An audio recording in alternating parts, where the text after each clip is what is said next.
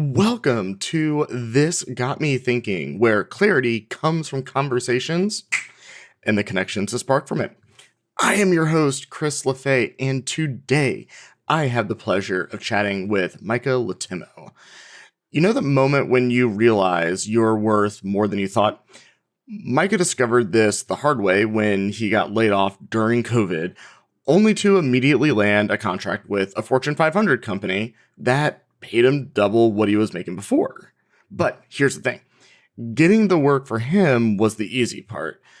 The real challenge was learning to protect his time and to say no to scope creep while being surrounded by executives who, on paper, looked a heck of a lot more educated and skilled than him. It's imposter syndrome 101, right? It's a story about finding your voice when you're surrounded by people who you think are smarter than you. I'll let Micah tell his story. What was the moment for you that you decided to stop chasing your tail and actually make the shift? What changed and forced you to stop and actually move forward rather than spinning in circles? I was working for an IT company, and this is kind of pre-COVID, and COVID was really just right at the edge. We were seeing crazy things on the news, right? Bats, whatever.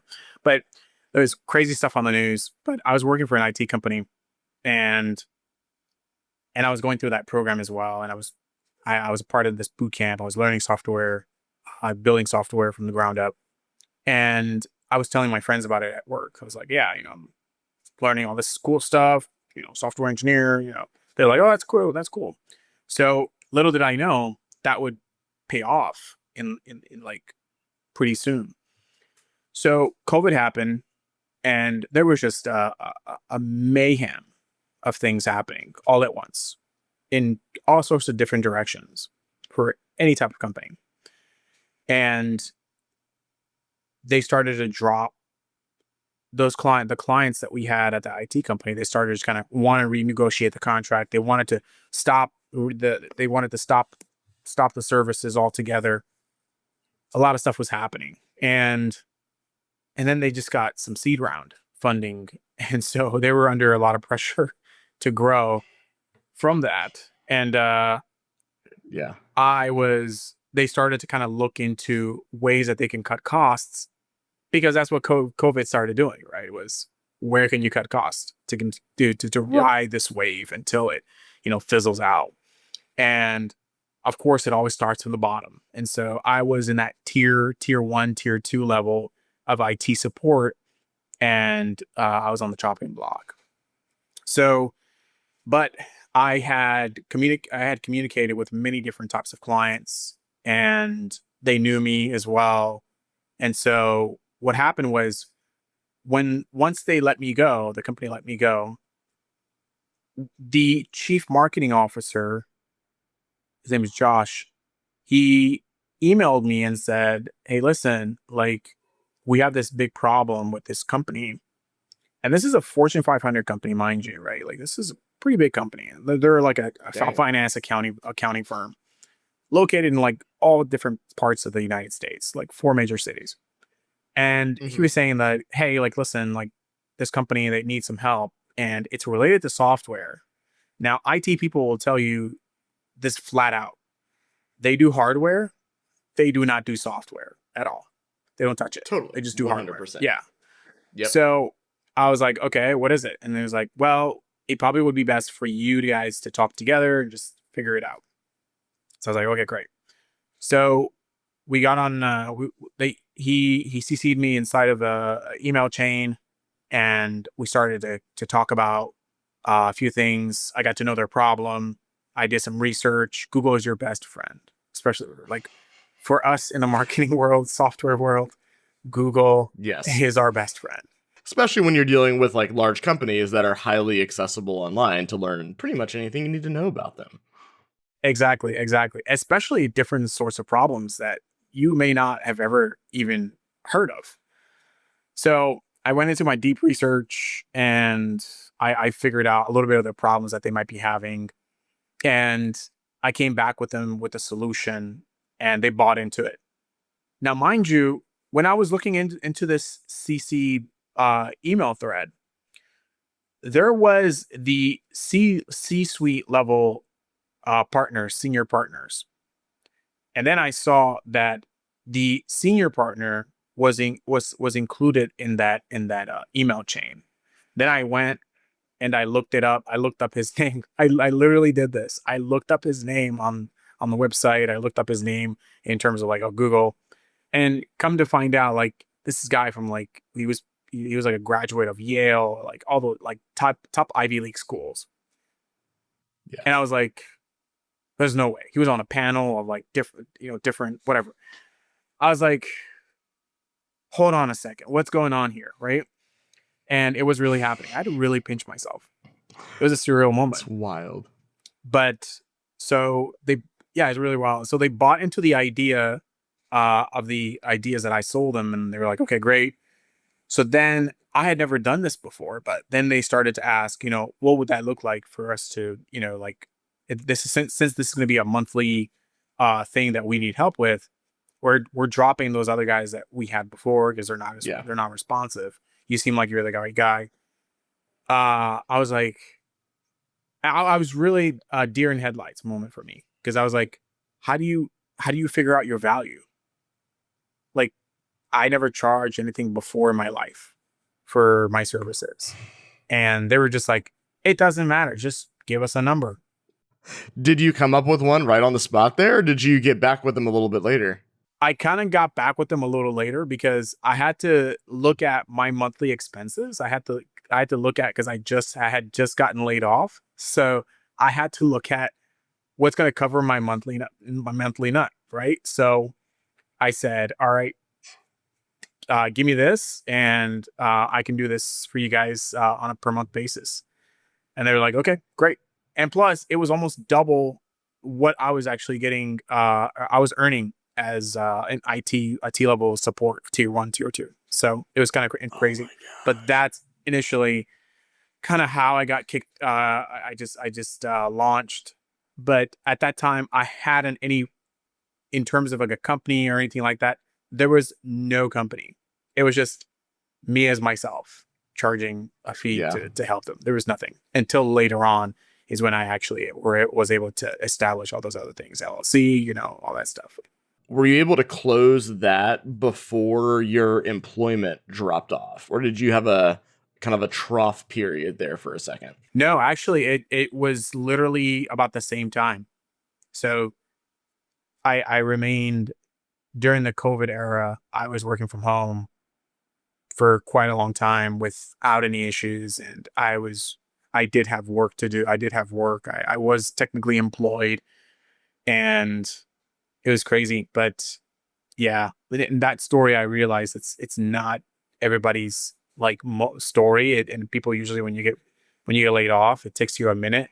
But I was super thankful that they brought me on, and I worked with them for a while, at least about 2 or 3 years, I want to say. Okay. Yeah, it was a pretty long time. We had a good relationship, and but I learned a lot of things during that time frame as well. Quite a lot. It was a good learning experience. So I'm going to make an assumption, and feel free to correct me if I'm wrong. I know if this was me and I went from a full-time job to working basically as a contractor part-time and making more money than I was making before at this Fortune 500 company, I would have an immense amount of imposter syndrome for a very long time. So I'm curious, how did you navigate getting over that hump as expeditiously as possible so that you could be providing value as quickly as possible? So when you're dealing with that sort of clientele, when you're dealing with people who are very rigorously educated, you cannot act like you don't know what you're talking about. Because if they smell that there's BS and you're just kind of taking your time, you're buying time until you figure out what you're going to do for them or figure out an answer, they can smell it. Like, they can smell it from a mile away. And so the way to eliminate imposter syndrome, I think what happened with me was these guys they used to call me out on an email, right? They used to call me out on Zoom calls. They would say things like, Micah, we need this, we need an answer by today. We need an answer for this to be done within a few hours because we have a meeting that we're going to discuss all of this with Yeah. the financial, like whoever is over finances, to check like everything that has been done so that they can go report it to someone else, right? So really quickly, you kind of have to learn to become authoritative and not let them boss you around, because there was something that was happening sometimes where you just become a yes man. Okay, yes, I'll do that. Yes, I'll do that. Yes, I'll do that. And eventually you start finding out that most of your time that you're spending doing is what they request you to do, just because they feel like, because they're paying you this, a huge amount of money, that you need to do whatever they tell you to do. And I quickly realized that if I don't step in and tell them, like, this is my recommendation, right? That Yeah. this is what I believe because you guys have me for this purpose, then I need to have input as well. I need to have my own say, and you need to kind of trust my input and my insight. Because I was realizing that I think I kept saying yes and I kept letting things go, and I would do things that normally I shouldn't be doing technically, and it Hmm. was really outside of scope. So there was a lot of scope creep as well. And so if you don't start to define a lot of things that you don't do, people can kind of just ask for the whole world out of you, and you're just going to do it. So I think that that's kind of how I started to kind of eradicate that imposter syndrome and started to kind of hone in on, okay, first of all, like, I get that you guys want this done, but technically that doesn't make sense. Like, where did you get that idea from? Who told you that? That doesn't make sense for your, this whole, to implement that idea will be outlandish. Of course I couldn't say that, but I just started to convey that in some ways where I would say, in a respectable manner, and saying like, I don't think that we should do that. And I learned how to talk in a corporate fashion. I learned how to email people in the corporate world professionally. I learned how to deal with people like that as well, which is a really, really good learning experience to learn how to communicate with them effectively, and get them to respect you and respect your input, and your insights, and always be ready as soon as the call comes on. You know exactly what you're going to discuss, so that there is no time wasting whatsoever, and you're reporting exactly what you did. So a little bit of that was a confidence build to eliminate your imposter syndrome really quickly. How did you get over the hump of realizing that you had value to bring, and how did that transition your confidence? In a nutshell, to kind of explain it, is the way that you can build a little bit of that, like that confidence, is you'll start to feel yourself that your time is kind of going away from you, is slipping away from you. And you'll find yourself doing things you originally never even thought about. And so there comes a point where I think you need to kind of figure out ways to say no in a respectful manner, without, in a way, like disrespecting them, or showcasing to them that you're not their guy. Um, it is kind of how I would start to build a little bit of that confidence. Just, you'll notice your time is starting to go away, and everyone values their Yeah. time. The question that I want us to think about today is, what would change in your business if you truly believe your time was as valuable as your most successful clients? This is probably one of the hardest things for people to wrap their minds around. You see these customers, and I mean, I know I do. And typically speaking, especially for agency owners and freelancers, pretty much anybody that you work with is going to be astronomically larger than you, right? And on paper, they're probably going to be more successful, especially if you define success purely by finances. So it's easy to fall into this trap of thinking that people that I'm working with make more money than me, have a larger team than me, and I'm just a cog inside of their system. What I've realized, and this has been a very slow realization over the years, is when I've been hired or my agency has been hired to come in and help solve a particular problem, the reason why we've been brought in is because we have a skill or a set of skills that their current team does not possess. And it's hard to jump immediately to being the disagreeer, right? And saying, no, this isn't a good idea. And what I've realized is it's actually a lot easier as a starting point to kind of flex some of these muscles a little bit, to come to the table with new ideas, new thoughts, new structures, new ways of thinking about things, and jump over that hurdle. Be the new idea person, because then when you're brainstorming these ideas and you're going back and forth, by default, there's going to be some level of disagreement, and you're going to have to showcase your why behind what you want to do.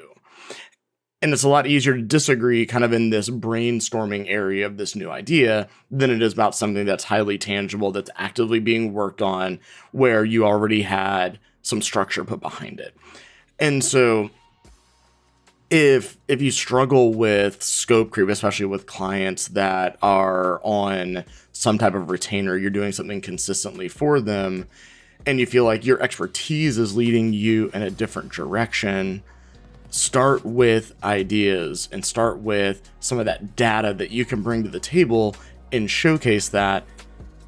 And perhaps that, at least for me, that gave me the confidence to be able to be the person to actually come with a disagreement and to better defend myself later down the road. That's what Micah got me thinking.